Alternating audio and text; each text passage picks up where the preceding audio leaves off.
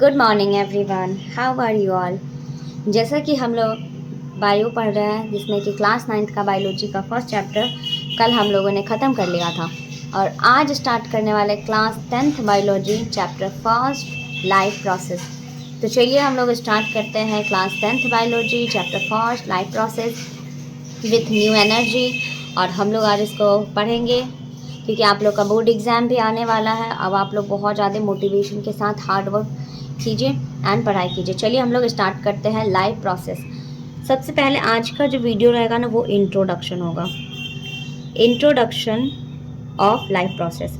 ये life process क्या है, व्हाट इज़ लाइफ प्रोसेस, इनमें कौन कौन से टॉपिक आप लोग को पढ़ना है, ये सब कुछ हम लोग इंट्रोडक्शन में समझते हैं। सबसे पहले है लाइफ प्रोसेस, एक ऐसा प्रोसेस जो हमारे लाइफ के लिए इम्पॉर्टेंट हो, ये आपका हो जाएगा लाइफ प्रोसेस। तो इंट्रोडक्शन में सबसे पहला आपके एनसीईआरटी बुक में कुछ पॉइंट दिया गया है जिसमें living and non living thing को डिस्टिंग्विश किया गया है। तो हम लोग लिखते भी चलते हैं, जैसा कि आपको पता ही है कि मैं लिखाते हुए आपको नोट्स भी साथ में बनाती हूँ और आपको समझाती भी हूँ। All living things have some common character, जितने भी लिविंग थिंग्स हैं उनके पास कुछ कॉमन कैरेक्टर है, कैरेक्टरिस्टिक फीचर है, जिनके थ्रू हम लोग नॉन लिविंग से डिफरेंट है। आपसे अगर शॉर्ट टर्म्स में पूछा जाए what is the difference between living and non living things, तो आप कोई ना कोई कैरेक्टर बताएंगे। आप बोलेंगे लिविंग जिनमें मूवमेंट होता है, नॉन लिविंग जिनमें मूवमेंट नहीं होता है, लिविंग ब्रीथ कर सकता है, नॉन लिविंग नहीं कर सकते हैं। तो ये जो भी डिफरेंस हम लोग ये बता रहे हैं वो किस बेसिस पे, ये एक कैरेक्टरिस्टिक फीचर है जो लिविंग थिंग्स और नॉन लिविंग थिंग्स को डिस्टिंग्विश कर रहा है, difference from non living things. तो आज हम लोग नॉन लिविंग और लिविंग में देखेंगे कि क्या डिफरेंस है। सबसे पहले इंट्रो में क्या था, all living things have some characteristic feature which make them difference from non living. कुछ ऐसे कैरेक्टरिस्टिक फीचर है लिविंग में जो कि नॉन लिविंग से वो उनको अलग करता है। तो इन कैरेक्टरिस्टिक फीचर के बारे में देखते हैं एग्जैक्टली ऐसा कैरेक्टरिस्टिक फीचर क्या है। तो आप लिखिएगा characteristics are, these characteristics are. पहला है मूवमेंट। मूवमेंट आपको पता है ना, लिविंग थिंग्स मूवमेंट शो कर सकते हैं बट नॉन लिविंग थिंग्स में नहीं होते मूवमेंट। दूसरा आप देखिएगा रेस्पिरेशन। रेस्पिरेशन एक लाइफ प्रोसेस भी है। हमारे जितने भी कैरेक्टरिस्टिक फीचर होते हैं क्या वो लाइफ प्रोसेस हो सकता है? नो, ऐसा नहीं है। मूवमेंट एक ऐसा फीचर है जो आपको लिविंग के अंदर आते हैं बट नॉन लिविंग में मूवमेंट नहीं होता है, बट ये एक लाइफ प्रोसेस है नहीं। क्यों? क्योंकि मूवमेंट आपके लाइफ प्रोसेस में नहीं आते, ये कैरेक्टरिस्टिक फीचर है। और रेस्पिरेशन हो गया आपके लाइफ प्रोसेस में भी आती है, क्योंकि हमारे लाइफ के लिए रेस्पिरेशन बहुत इंपॉर्टेंट है। नेक्स्ट है सेंसिटिविटी। सेंसिटिविटी का मतलब होता है कि हम लोग जितने भी लिविंग थिंग्स हैं वो सब सेंसिबल होते हैं, अपने इन्वायरमेंट के अकॉर्डिंग वो रिस्पॉन्स करते हैं। जैसे अगर कोई इंसान, कोई भी ऐसा चीज़ अगर आपके हाथ पे कोल्ड रख दिया जाए, हीट रख दिया जाए, तो आप उसके अगेंस्ट रिस्पॉन्स करेंगे। क्यों? क्योंकि आपके जो ब्रेन है उसमें कुछ स्टिमुलस आ रहे हैं जो आप उसके अगेंस्ट रिस्पॉन्स कर पा रहे हैं। तो ये है सेंसिटिविटी, ये सिर्फ लिविंग में हो रहा है। क्या नॉन लिविंग? इस पेन को अगर इनको कुछ भी कर दिया जाए, इनके ऊपर कोल्ड रख दिया जाए, हीट रख दिया जाए, क्या ये रिस्पॉन्स करेंगे? No, this is not possible. ये जितने भी कैरेक्टर हैं जो हमें लिविंग को नॉन लिविंग से डिफरेंट कर रहा है। ग्रोथ, ग्रोथ एक ऐसा फीचर है जो लिविंग में भी हो रहा है और नॉन लिविंग में भी होता है। अब आप सोचिएगा नॉन लिविंग में कैसे हो रहा है, बट देखिए जैसा कि ऐसा नहीं कि पेड़ में हो जाएगा। ग्रोथ बेसिकली लिविंग में ही होता है। जैसे कि माउंटेन एग्जांपल दे रही हूँ, माउंटेन में भी ग्रोथ होते हैं बट उनका जो ग्रोथ है ना वो बहुत ज़्यादा ही डिफाइन नहीं होता है। एक डिफाइनिंग फीचर आप पढ़िएगा, एक कैरेक्टरिस्टिक फीचर पढ़िएगा। तो ग्रोथ को हम लोग लाइफ प्रोसेस में इंक्लूड नहीं करेंगे, ये सिर्फ एक कैरेक्टरिस्टिक फीचर है जिनके बेसिस पे हम इन दोनों में कुछ सिमिलैरिटी एंड कुछ डिफरेंसेस देख सकते हैं। Fifth one is reproduction. अगर बॉडी में ग्रोथ प्रॉपर रहेगा तो जो भी लिविंग ऑर्गेनिज्म है वो प्रॉपर अपने जैसे रिप्रोडक्शन, अपने जैसे ऑफ स्प्रिंग का प्रोडक्शन कर सकते हैं, दैट इज रिप्रोडक्शन। एंड जैसा कि आपको पता है न्यूट्रिशन, एक्सक्रीशन, ट्रांसपोर्टेशन और ये सब हमारे लाइफ प्रोसेस में भी इंक्लूड होते हैं, जो एक कैरेक्टरिस्टिक फीचर भी है लिविंग का। ओवरऑल मैं इनको शॉर्ट टर्म्स में बताऊँ तो जो भी बॉडी है उनमें मूवमेंट होगा, सेंसिटिविटी होगा, ग्रोथ होगा। जैसे ही उनके अंदर ग्रोथ होगा, किस बेसिस पे? अगर प्रॉपर तरीके से आप फूड लेते हैं, न्यूट्रिशन आपका सही रहेगा, तो आपके बॉडी में ग्रोथ होगा, ग्रोथ सही होगा तो जिसकी वजह से रिप्रोड्यूस कर पाएगा बॉडी। तो ये जितने भी है एक दूसरे पे इंटरडिपेंडेंट हैं सब कुछ। और ये एक कैरेक्टरिस्टिक फीचर है लिविंग थिंग्स का, ये एक कैरेक्टरिस्टिक फीचर है। कुछ फीचर इनमें ऐसा है जो कि लाइफ प्रोसेस भी है, जैसे रेस्पिरेशन, न्यूट्रिशन, एक्सक्रिएशन, ट्रांसपोर्टेशन, ये सारे आपके लाइफ प्रोसेस हैं। तो इंट्रो वीडियो में आपको अभी पढ़ना है लाइफ प्रोसेस। एग्जैक्टली हम लोग इतना देख रहे हैं what is life process. Basically life process देखा जाए शॉर्ट टर्म्स में, लाइफ प्रोसेस ऐसा प्रोसेस जो हमारे लाइफ के लिए इंपॉर्टेंट है। The basic and essential function, ऐसे फंक्शन जो बहुत बेसिक हैं और बहुत इंपॉर्टेंट भी है हमारे लाइफ के लिए। तो आज हेडिंग डालिएगा लाइफ प्रोसेस। अब हम लोग फाइनली देखते हैं लाइफ प्रोसेस क्या है।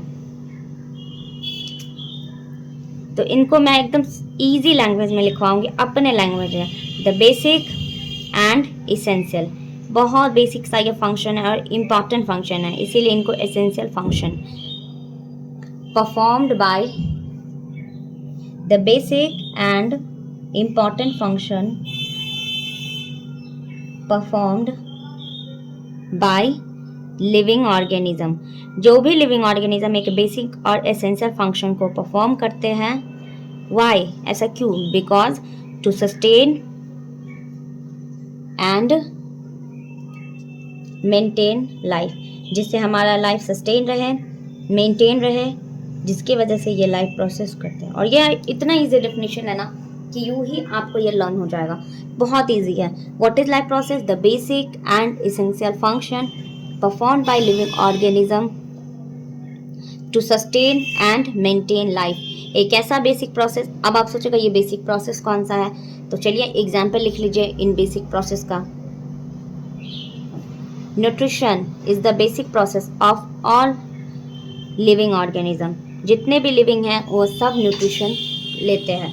अगर फूड नहीं खाएंगे तो फिर एनर्जी बॉडी में नहीं बनेगा। डाइजेशन से ही रेस्पिरेशन हो रहा है, जो फूड ब्रेक करता है उन्हीं सब लोग एनर्जी बनाते हैं। रेस्पिरेशन होगा, फिर ट्रांसपोर्टेशन होगा, फिर उन्हीं के बाद एक्सक्रिएशन होगा। तो जितने भी प्रोसेस है वो सब फूड पे ही डिपेंड करता है। तो न्यूट्रिशन हो गया, देन रेस्पिरेशन हो गया, और हम लोग को इस चैप्टर में इन्हीं चारों टॉपिक के बारे में पढ़ना है। Transportation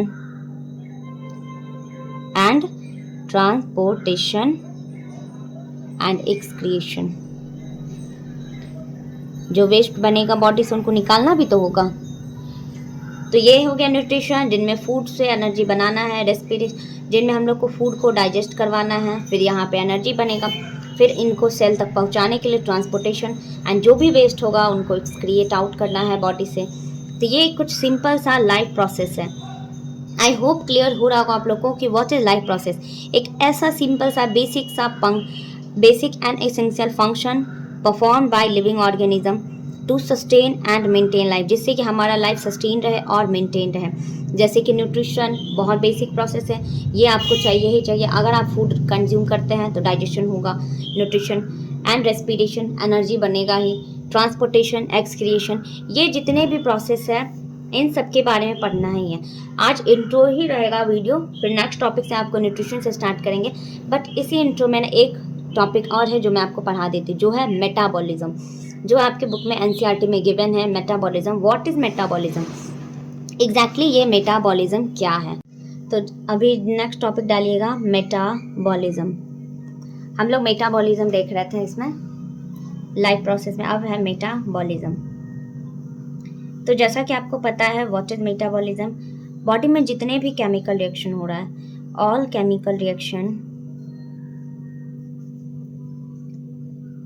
takes place within the cell. जो भी आपके सेल के अंदर केमिकल रिएक्शन हो रहा है, उन सारे ही केमिकल रिएक्शन को आप मेटाबॉलिक रिएक्शन बोल सकते हैं।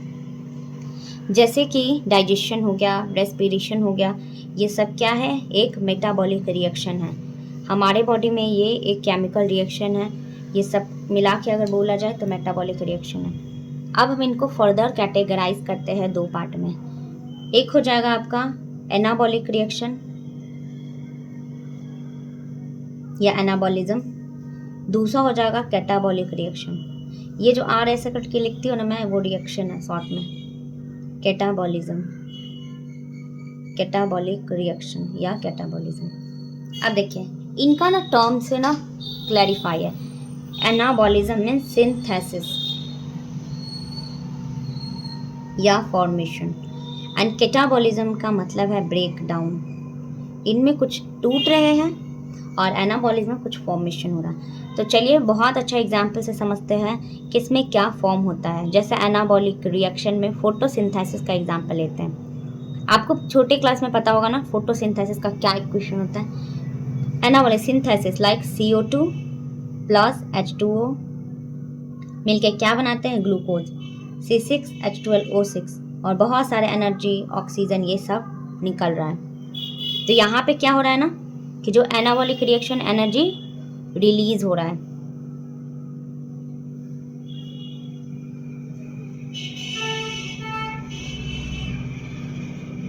तो फोटोसिंथेसिस एक बहुत अच्छा एग्जांपल है एनाबॉलिक रिएक्शन के लिए। वैसे अगर आप कैटाबॉलिक रिएक्शन के लिए देखिएगा तो आपका जो रेस्पिरेशन, जहाँ पे कुछ ब्रेक डाउन हो रहा है, यहाँ ग्लूकोज होता है C6H12O6, जिनको ब्रेक करके हम लोग कौन से फॉर्म में बनाते हैं, CO2, H2O एंड एनर्जी, और बहुत सारे एनर्जी यहाँ पे रिलीज होते हैं। यहाँ एनर्जी का यूज किया जाता है एंड यहाँ रिलीज किया जाता है।